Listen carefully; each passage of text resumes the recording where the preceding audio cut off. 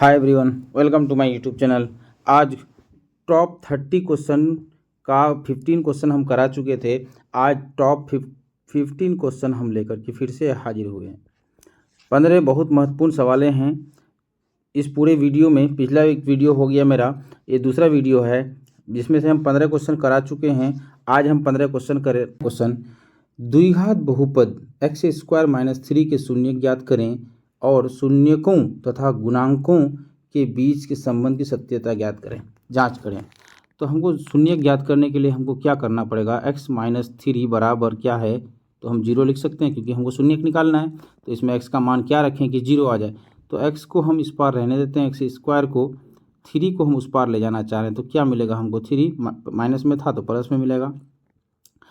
अतः x बराबर हम लिख सकते हैं +3 और -√3। एगो आम मान क्या आएगा मेरा? प्लस में आएगा। एगो मान मेरा क्या आएगा? माइनस में आएगा। तो एक शून्यक मेरा क्या निकला? +3 निकला। दूसरा शून्यक मेरा क्या निकलेगा? एक माइनस में √3 निकलेगा। याद रखिएगा, ये 2 आया। अब हमको क्या बोला है? सत्यता की जांच करें। शून्यकों का गुणांकों के बीच संबंध तथा सत्यता की जांच करें। शून्यकों का शून्यक ज्ञात करें। तो शून्यक मेरा हो गया, आंसर लिखना है इसको। उसके बाद क्या बोला? शून्यकों के योग लिखना था, यहाँ भूल गया होगा। शून्यकों के योग तथा गुणांकों के बीच संबंध की सत्यता की जांच करें। तो शून्यकों का योग क्या आएगा? शून्यक का योग यहाँ पर लिख देते हैं। शून्यक का योग हम जानते हैं, शून्यक का योग बराबर -b/a, मतलब -b कौन? b जो नहीं है यहाँ पर, x का गुणांक माइनस x का गुणांक बटे a, मतलब x² का गुणांक, तो -b, यहाँ x वाला टर्म यहाँ पर नहीं है तो इसका मतलब उसका गुणांक 0 है, तब ना नहीं है। तो यहाँ पर क्या मिलेगा हमको? 0 बटे x² का गुणांक। 0 बटे x² का गुणांक क्या है? 1 है। तो अब यहाँ पर देखो शून्यक का योगफल। अब तुम देखो यहाँ पर ये दोनों को अगर जोड़ते हैं हम, √3 प्लस माइनस में √3, तो यहाँ पर कट के मेरा क्या आने वाला है? 0। तो उस पार भी मेरा क्या हुआ? 0 आ गया। तो ये क्या हो गया? शून्यक के बीच के गुणांकों के योग का जांच तो हो गया। फिर से सेकेंड लाइन में यहाँ से आप लोग फिर से नीचे आ जाइएगा। यहाँ पर जगह नहीं होने के कारण हम दूसरा पेज इसको काट के हटा करके हम दूसरा पेज में फिर से बनाना चाह रहे हैं। तो आप लोग यहाँ पर क्या कीजिएगा? इसके जस्ट नीचे आ जाइएगा। आगे बढ़ते हैं। शून्य के गुणांकों का सत्यता करना है हमको। चलते हैं, गुणांकों का सत्यता करते हैं। शून्य का गुणांक मतलब गुणांक क्या? √3 इंटू माइनस में √3 बराबर क्या आएगा? मेरा 3 आने वाला है माइनस में। जब माइनस में 3 आने वाला है तो शून्य का गुणांक मतलब क्या होता है? अचर पद बटे x² का गुणांक,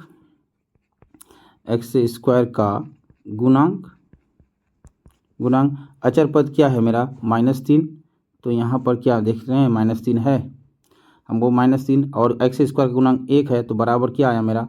-3 आ गया। इसलिए मेरा ये शून्य के गुणांकों के बीच तथा योग के बीच क्या हुआ? संबंध की सत्यता का जांच प्रूव्ड हो गया। वो पिछला बार जो बताया वो वाला लिखना है, उसके जस्ट नीचे में ये वाला लिखना है। ये मैथ का सॉल्यूशन इतना ही होगा बस। और आगे बढ़ते हैं, क्वेश्चन नंबर 18। बहुपद x⁴ - 2x का क्यूब माइनस में x + 2 में बहुपद x² - 3x + 2 से भाग देने बोल रहा है। ठीक है, दे देते हैं भाग।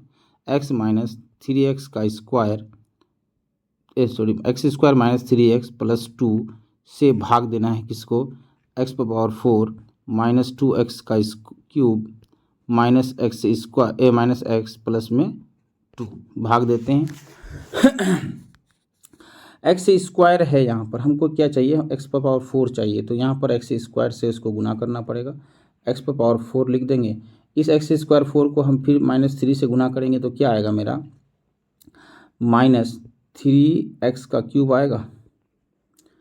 अब इस x² को 2 से भी तो गुना करना है, तो क्या आएगा मेरा? 2x का स्क्वायर आ जाएगा। 2x का स्क्वायर। घटा देते हैं इसको, ये माइनस एक्स स्क्वायर कैंसिल हो जाएगा, ये प्लस हो जाएगा, तो 3x स्क्वायर 3x क्यूब से 2x क्यूब चला जाएगा, तो मेरा कितना बचेगा, x का क्यूब बचेगा, यहाँ पर x का क्यूब बचेगा। यहाँ पर इसको माइनस जब करेंगे तो एक्स स्क्वायर का टर्म नहीं है ऊपर में, तो यहाँ पर इसी को लिख देंगे 2x का स्क्वायर, ऊपर से माइनस x आ जाएगा, प्लस में 2 आ जाएगा यहाँ पर। अब यहाँ पर देख रहे हैं, कलर को चेंज कर देते ताकि आप लोगों को समझने में आसानी हो। यहाँ पर x का क्यूब है, तो यहाँ पर हमको यहाँ पर x का स्क्वायर है, यहाँ पर हमको x का क्यूब चाहिए, तो लिख दो पहले क्यूब। इस x स्क्वायर को क्या करें कि x का क्यूब आ जाए, तो इसका मतलब x के साथ गुना करना पड़ेगा। x के साथ गुना करने पर हमको क्या मिलेगा, x का क्यूब, x स्क्वायर को x के क्यूब के x के साथ गुना करेंगे, x का क्यूब आ गया। इस x को फिर -3x स्क्वायर -3x से गुना करेंगे तो क्या मिलेगा, -3x का स्क्वायर मिलेगा। उसके बाद हमको क्या मिलने वाला है, इस x को 2 के साथ गुना करेंगे तो 2x मिलेगा हमको, ये माइनस माइनस क्या हो जाएगा, प्लस, ये माइनस, ये वाला तो कैंसिल हो गया, 3x स्क्वायर से 2x स्क्वायर चला जाएगा तो क्या मिलेगा हमको, x का स्क्वायर मिला। ये -2x और -x तो क्या हो जाएगा, -3x हो जाएगा। उसके बाद ये +2 को उतार देना है। अब देख रहे हैं कि जिससे अगर हम भागा देना चाह रहे हैं ना, शेषफल में मेरा वैसा ही कंडीशन आ रहा है, तो इसका मतलब एक बार भाग और चलेगा, जो कि मेरा क्या आने वाला है, +1 आने वाला है। तो अतः ये मेरा क्या निकलेगा, भागफल निकलेगा, भागफल निकला। और ये वाला मेरा क्या निकलेगा, इसको इतना ही से माइनस करेंगे तो मेरा क्या आएगा, शेषफल 0 आएगा, तो शेषफल 0, अतः भागफल इतना लिखना है, भागफल इतना और शेषफल मेरा 0 आंसर करके आगे बढ़ जाना है। बस इसका स्क्रीनशॉट ले लीजिए। हम एपी का अगर वीडियो आप देखना चाह रहे हैं, बहुत सारा सॉल्यूशन मैथ का किया हुआ हूँ, ऑब्जेक्टिव और सब्जेक्टिव की दृष्टि से मेरा पिछला वीडियो देख सकते हैं। एपी के लिए बहुत बहुत अच्छा क्वेश्चन है, वहाँ पर अगर एपी का सारा क्वेश्चन बना लेते हैं तो हमको लगता है एपी का और एक भी क्वेश्चन नहीं छूटेगा आपका। किसी एपी के प्रथम 22 पदों का योग ज्ञात करें, मतलब S22 का मान ज्ञात करने बोल रहा है, ज्ञात करें, जिसमें सार्वंतर क्या है, 7 है, D बराबर 7, और 22वां पद 149 है, A 22वां पद बराबर कितना बोला, 149 बोला। इसको यहीं पे छोड़ दो। अब हमको क्या निकालना है, तो सबसे पहले 22वां पद जब निकला हुआ है मेरा 149, तो हम इसको लिख सकते हैं a प्लस, तो a नहीं है यहाँ पर, a प्लस 22वां पद है तो 21 गुना d, तो d का मान कितना है, 7, तो यहाँ से मेरा a क्या निकल के आएगा, 21 7 7 एकम 7, 21 7 कितना आने वाला है, 7 एकम 7, इस पार ले आके माइनस करेंगे इसको, इसलिए उस पार इधर बाएं तरफ लिख रहे हैं, 7 एकम 7 और 7 दूनी 14, 147, इसको घटा देंगे 149 से तो मेरा कितना आएगा, 2 आएगा। अतः 1 बराबर कितना आया मेरा, 2 आया। अब हम इसका फिर से सॉल्यूशन कर रहे हैं कुछ अलग कलर्स के साथ। अब हमको क्या निकालना है, S22 बराबर क्या लिख सकते हैं हम लोग, 22/2 बराबर 2a, 2 इंटू a का मान 2 आया है तो 2 प्लस 22 तो 21d होगा, 21 गुना 7, यहाँ पर 11 मिलने वाला है, और यहाँ पर कितना आएगा, 4 आएगा, प्लस में मेरा क्या आएगा, 21 7 7 एकम 7, 7 दूनी 14, 147, 11 गुना इसको जोड़ देंगे तो 151, जब 151 इसको इसके साथ मल्टीप्लाई करते हैं मेरा, तो क्या आने वाला है मेरा, इसका फाइनल आंसर लास्ट में लिख देना आता है, 22 पदों का योग बराबर इतना। तो इसको पहले गुना करेंगे तो कितना आएगा, 11 एकम 11, इसको इसके साथ गुना करते हैं, 11 एकम 11, 11 का 1 हाथ मेरा 1, 11 5 55, 55 और 1 56, 56 का 6 हाथ मेरा 56 का 6 हाथ मेरा 5, 11 एकम 11 5 16, 1661 आंसर आने वाला है। गुना में थोड़ा मिसप्रिंट तो नहीं हुआ है, देख लेते हैं कि 11 एकम 11, 11 5 55, 55 और 1 56 का 6 मेरा 5, 11 5 16 सही है। अतः लास्ट में लिखना है, अतः 22 पदों का योग बराबर 1661 आंसर। चलते हैं अगला क्वेश्चन बनाते हैं, क्वेश्चन नंबर 21। अब क्या बोला, बहुत अच्छा सवाल है ये वाला।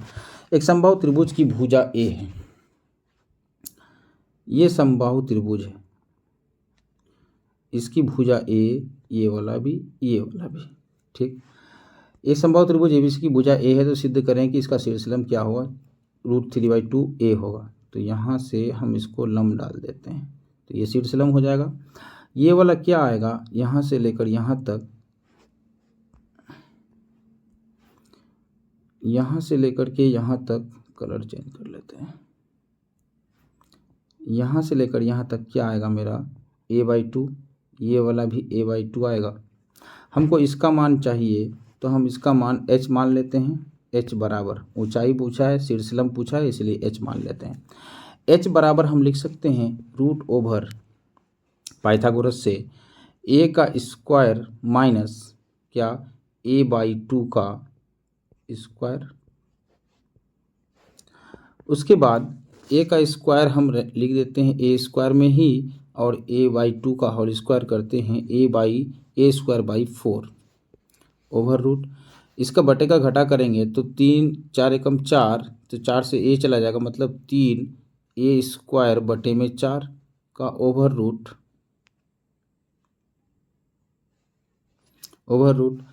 अब इसको सॉल्यूशन करते हैं तो हमको क्या मिलेगा, a स्क्वायर रूट से को हटा देगा, 4 रूट को हटा देगा, लेकिन मेरा क्या आएगा बेचारा, ये जो है 3 ना, वो रूट को नहीं हटा पाएगा, तो ये √3a बटे में क्या आएगा मेरा 2। अतः h बराबर इतना आ गया मेरा। अब नीचे में लिख देना है प्रूव्ड। पाइथागोरस काम देगा इसमें, ध्यान रखना इस बात का। इतना ही क्वेश्चन तो बनाना है, ये 2 नंबर के लिए काफ़ी इंपॉर्टेंट है, ये याद रखिएगा। इस टाइप का सवाल पूछा जा सकता है। क्या होता है कि क्वेश्चन 4-5 क्वेश्चन ऐसा होता है कि जो पिछला बार जो पूछा गया है वही question same to same 100% repeat कर देता है, इसलिए आगे बढ़ते हैं। अगला क्वेश्चन नंबर 21 के बाद क्वेश्चन नंबर 22।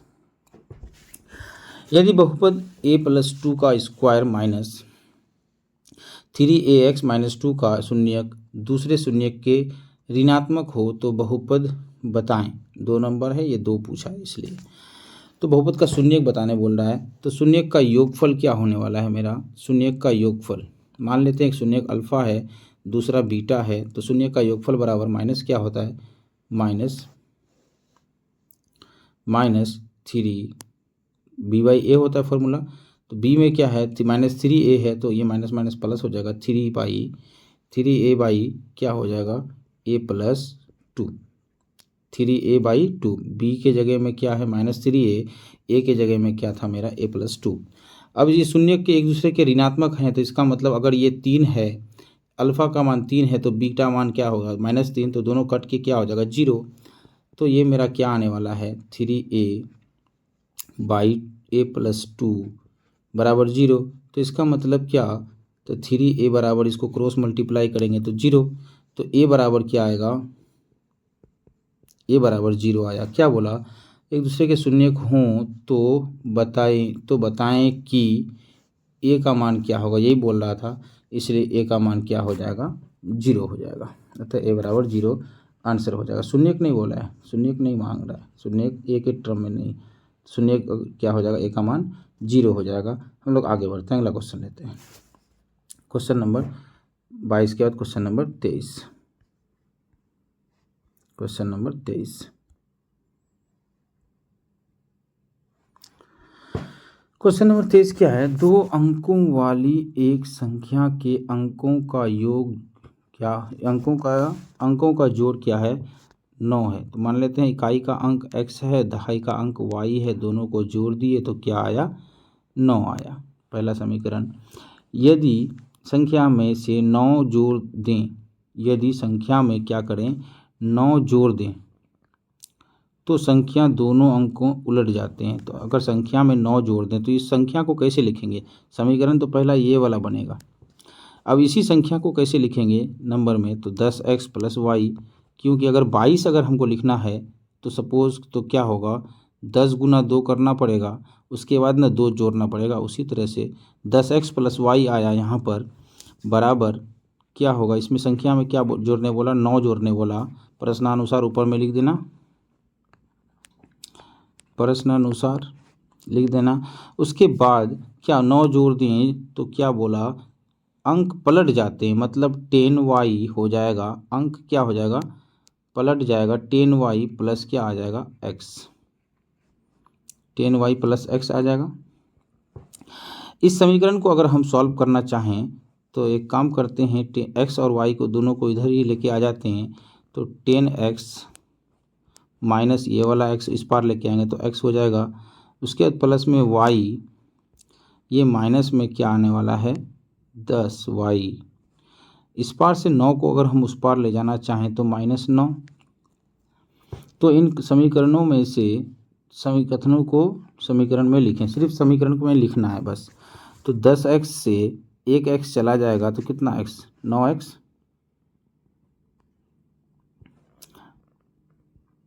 9x। अब यहाँ y से 10y जाएगा, मतलब 9y, 9y। तो इस पार में हमको क्या मिला, -9। ठीक, यहाँ से अगर हम कॉमन लेना चाहें 9 को तो हमको क्या मिलेगा, x माइनस वाई बराबर क्या मिलेगा, -1 मिलेगा। एक समीकरण मेरा क्या बना था, x प्लस वाई बराबर 9, और एक समीकरण मेरा क्या बना, x माइनस वाई बराबर -1। यही समीकरण लिखने बोल रहा था, सिर्फ समीकरण लिखें, बस इतना ही में आपको 2 नंबर मिलने वाला है। बाकी इस समीकरण को सॉल्व नहीं करना है। यहाँ पर ध्यान रखिएगा, ये हम कैसे किए इसको आप लोग समझ सकते हैं। 9x माइनस 9y बराबर -9। इसी को सॉल्व करने के बाद हमको क्या मिला, x माइनस वाई बराबर -9, समीकरण दूसरा करके छोड़ देना है। अतः आंसर लिख के आगे बढ़ जाना है, और इसको कुछ नहीं करना है, सॉल्यूशन भी नहीं करना है। अगर ज़्यादा चाहते हो सॉल्यूशन करने के लिए तो कर सकते हो, कोई दिक्कत नहीं उसमें। ठीक है, आगे बढ़ते हैं, इसका स्क्रीनशॉट ले लीजिए आप लोग। ठीक है, आगे बढ़ते हैं, क्वेश्चन नंबर 24। समीकरण युग्म √2x प्लस 3y बराबर 0, √3x माइनस 8y बराबर 0, तो प्रतिस्थापन या विलोपन विधि से हल करें। विलोपन या प्रतिस्थापन विधि से हल करने बोल रहा है। थोड़ा सा ध्यान से देखिएगा।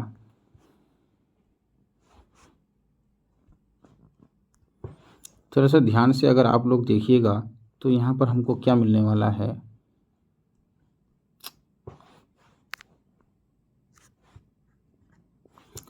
यहाँ पर हमको क्या मिलने वाला है, हमको इस एक टर्म को काटना है, चाहे y वाला काटो या x वाले को काटो।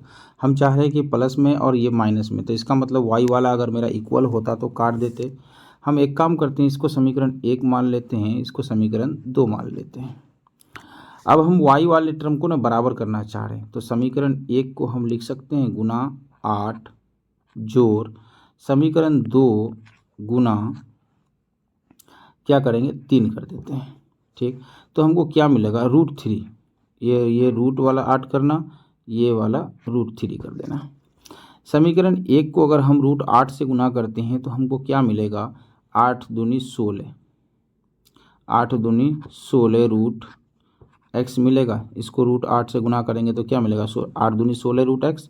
यहाँ पर क्या मिलेगा हमको, इसको 8 से गुना करेंगे तो 8 या 24, y 24 रूट के अंदर रहेगा बराबर 0। अगर अब इसको √3 से गुना करें, √3 से, तो क्या मिलेगा हमको, 3 या 9 x रूट में रहेगा, ये माइनस में, ये 24y तुमको इस 8 से गुना करोगे 3 को तो 8 या 24 आएगा। अब हम दोनों को जोड़ देंगे तो ये मेरा क्या हो जाएगा, कैंसिल। उसके बाद यहाँ पर इस पार बराबर में क्या, 0, तो इधर भी 0 आएगा। तो √16 का वैल्यू कितना, 4x, √9x का वैल्यू कितना, 3x, बराबर मेरा क्या आया, 0। तो x का मान मेरा क्या आएगा, 4 3 7, मतलब 0। x का मान 0 जब आ गया, इस x का मान को हम यहाँ पर रखना चाह रहे हैं, यहाँ पर, तो इस 0 गुना √2 तो क्या हो जाएगा, 0। तो √3y बराबर बराबर 0, तो y का ही मान क्या आने वाला है मेरा 0। अतः लिखना लास्ट में, अतः x बराबर 0 और y बराबर 0 आंसर आएगा इसका। चलते हैं अगला question, question number 25। Question number 25 क्या है, एक 15 मीटर लंबी सीढ़ी दीवार के साथ 60 डिग्री का कोण बनाती है। दीवार है ये वाला और ये वाला सीढ़ी है, कितना डिग्री का कोण बनाती है, 60 डिग्री का कोण बनाती है। 60 डिग्री का कोण बनाती है, दीवार के साथ 60 डिग्री का कोण बनाती है। एक 15 मीटर लंबी सीढ़ी दीवार के साथ 60 डिग्री, मतलब ये वाला कोण 60 डिग्री है। दीवार के साथ बोला ना 60 डिग्री, ये वाला कोण क्या बनाती है, 60 डिग्री बनाती है। ठीक, कोण बनाती है तो दीवार पर उस बिंदु की ऊंचाई ज्ञात करें जो सीढ़ी के दीवार से स्पर्श करती है। मतलब यहाँ पर, यहाँ से लेकर के यहाँ तक को हमको h का मान फाइंड करना है। यहाँ पर 15 मीटर है, ये वाला सीढ़ी की लंबाई है 15 मीटर। हमको क्या चाहिए, h का मान चाहिए। ये अगर 60 है तो ये वाला क्या आने वाला है, 30 आने वाला है कि नहीं। ध्यान रखिएगा, क्वेश्चन ये बहुत इंपॉर्टेंट क्वेश्चन है और बहुत उल्टा घुमा के पूछा है। ये दीवार के साथ 60 डिग्री का कोण बनाती है, मतलब ये सीढ़ी जो है ऐसे लटका हुआ जो है, रखा हुआ है दीवार के साथ 60 डिग्री, तो ये वाला 60, ये वाला कोण उन्नयन कोण मेरा क्या आएगा, 30 डिग्री आएगा। हमको ये वाला मान फाइंड करना है तो साइन थीटा लगा देते हैं। तो साइन 30 डिग्री बराबर क्या आएगा, साइन 30 डिग्री बराबर क्या आएगा, h/15। साइन 30 डिग्री का मान क्या आता है, 1/2। h का मान h/15 आएगा। यहाँ पर हमको h का मान निकालना है तो यहाँ क्रॉस मल्टीप्लाई करेंगे तो 15 बराबर क्या आएगा, यहाँ पर h बराबर क्या आएगा, तो 15 गुना 1 करेंगे तो 15, क्रॉस मल्टीप्लाई h/15 मतलब 15 बट्टे में क्या आएगा, 2 मीटर आंसर। सीढ़ी दीवार को स्पर्श करती है, मतलब उस बिंदु की ऊंचाई ज्ञात करें, मतलब ये वाला मांग रहा था, ये हमारा कितना आएगा, 15/2 मीटर। इसको अगर काटना चाहो तो 7.5 मीटर आंसर आएगा।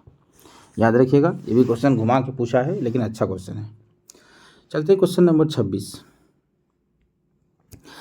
एक घड़ी मिनट की सुई 15 सेंटीमीटर की है, 20 मिनट में द्वारा तय की गई दूरी।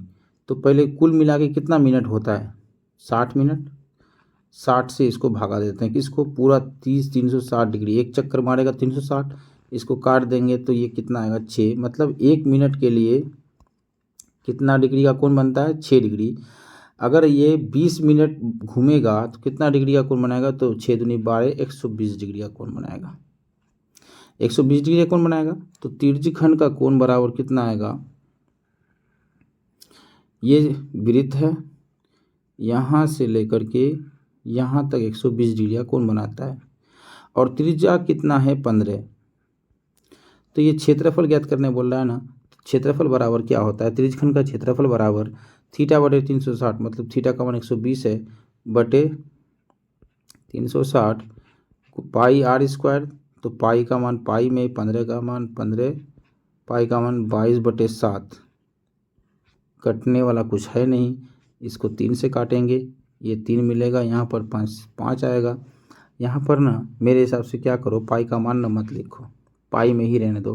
15 × 5 = 75, आंसर लिख देना 75 पाई cm² आंसर। 75 पाई cm² आंसर। यहाँ कटने वाला अगर होता ना 7 से, तब इसको हम लोग पाई का मान 22/7 लिखते, नहीं तो ये पाई का मान इस त्रिज्यखंड का क्षेत्रफल बराबर क्या आएगा, ये वाला क्षेत्रफल 75 पाई सेंटीमीटर² आंसर। जब पाई का मान, या ऐसा मत सोचना कि पाई में ही रख दिया, काटने नहीं पाया, तो ऐसा नहीं, पाई का मान पाई में रखना उचित है, 22/7 उचित नहीं है, क्योंकि पाई का मान 22/7 कभी एक्यूरेट नहीं आता है, हम लोग मान के चलते हैं। पाई का एक्चुअल मान 3.147, मतलब करोड़ों तक संख्या पॉइंट में आ जाएगा, इसलिए पूरा पूरी कटता नहीं है ये, इसलिए पाई का मान पाई में रखना ज़्यादा बढ़िया होता है। तो 75 पाई cm² आंसर। आगे बढ़ते हैं क्वेश्चन नंबर 27। क्वेश्चन नंबर 27 क्या है, दो पासों को एक साथ फेंका जाता है तो पासों के ऊपर आने वाले अंकों का योग 9 से बड़ी संख्या होने की प्रायिकता। दो पासों को अगर फेंका जाए तो 9 से बड़ा, मतलब एक संख्या में अगर 4 आए तो दूसरा में 6 आना चाहिए, एक मिलेगा। एक में अगर 5 आए तो दूसरा में क्या आएगा, 5 आएगा, तब ना 5 5 10, 9 से बड़ा, 6 4 10, 9 से बड़ा। अगर एक में 6 आए तो दूसरा में कितना आना चाहिए, 4 आना चाहिए। उसके बाद और भी तो हो सकता है, एक में 4 आए, एक में 4 5 4 9 नहीं, 5 में आए 5 नहीं होगा, ये 6 4 10, दूसरा वाला में 6 4 4, तो कुल मिला के तो 3 ही घटना तो होता है। और कहाँ हो रहा है, करो 5 5 10 11, 11 के लिए, हाँ 11 भी तो है, 10 से 9 से बड़ा, तो 6 आए 5 आए, या 5 आए 6 आए, या 6 6 आए। और घटना 5 4 9, 4 4 8 नहीं होगा, 5 5 होगा, 4 6 होगा, 6 4 होगा, और 6 5 होगा, 5 6 होगा, 6 5 5 6 6 6 होगा, और नहीं आएगा। तो कुल घटना कितना हुआ, 3 3 6, तो कुल घटना अतः 9 से बड़ी। Probability of the event, probability of the event equal to क्या हो जाएगा, कुल घटना 6 है बटे दो पासों को जब एक साथ फेंका जाता है तो उसका स्क्वायर आ जाता है नीचे में कुल घटना, तो 6 एकम 6, एगो स्क्वायर कट 6 गुना 6 लिख सकते हैं, एगो स्क्वायर कट जाएगा तो बराबर कितना आ जाएगा, 1/6 आंसर। अतः probability of the event equal to 1/6 answer नीचे में लिख देना है। आगे बढ़ते हैं क्वेश्चन नंबर 28। क्वेश्चन नंबर 28, एक घनाभ की लंबाई चौड़ाई ऊंचाई, एक घनाभ की लंबाई चौड़ाई ऊंचाई क्रम से इतना इतना हो, एक घनाभ की लंबाई चौड़ाई ऊंचाई क्रम से 14 26 14 तथा 6 मीटर हो, तो 5 मीटर हो, 6.5 cm मीटर हो, अच्छा 6.5 बोला है ये वाला, 6.5 cm हो, तो इसका पार्श्व पृष्ठीय क्षेत्रफल ज्ञात करें। तो घनाभ का पार्श्व पृष्ठीय क्षेत्रफल बोला ना, पार्श्व पृष्ठीय क्षेत्रफल मतलब 2 × L + B इंटू में क्या आता है, H आता है। तो 2 × L का मान कितना है 26 और B का मान कितना है 14, दोनों को अगर हम जोड़ दें तो क्या आने वाला है, 26 और 14, 6 4 10 का 0 मेरा 1 3 और 4 40, H का मान कितना है 6.5।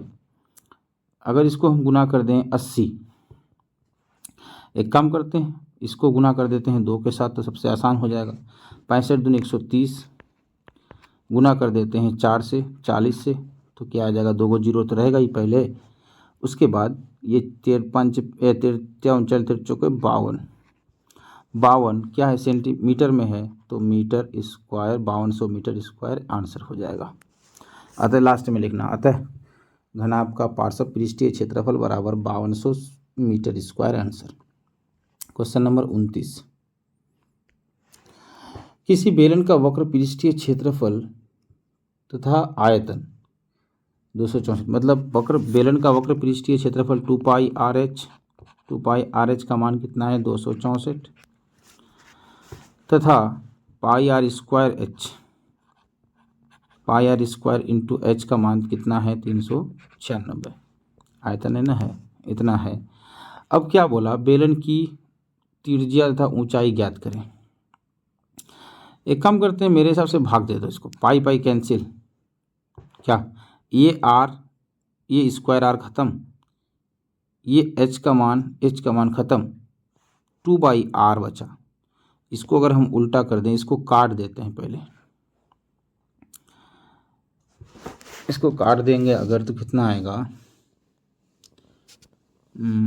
132 दूनी 64 300, 132 दूनी 164, ये 264, 132 त्या 396 कट गया, तो मतलब ये क्रॉस मल्टीप्लाई करेंगे तो 2R मिलेगा हमको, ये 2 इसके साथ गुना हो जाएगा R के साथ, और ये इसके साथ गुना हो जाएगा 2 इधर वाला, तो 6 आएगा। तो x का मान मेरा क्या R का मान क्या आने वाला है, मतलब 6/2 मतलब 3 आने वाला है R का मान। तो मेरा R का मान कितना आ गया 3।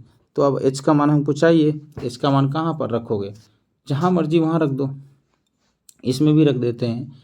ये ऊपर वाला में रख देते हैं तो 2πRH 2 इंटू 22/7 R का मान, यहाँ R का मान कितना आया है 3 गुना में H बराबर कितना 264। इसको अगर हम काटना चाहें तो कटेगा तो नहीं, लेकिन H का मान क्या आएगा मेरा 264, ये 7 उस पार जाके गुना हो जाएगा 7 बटे में क्या आएगा 22 गुना 2 गुना 3 आएगा। इसको अगर हम 2 से पहले काट दें तो 132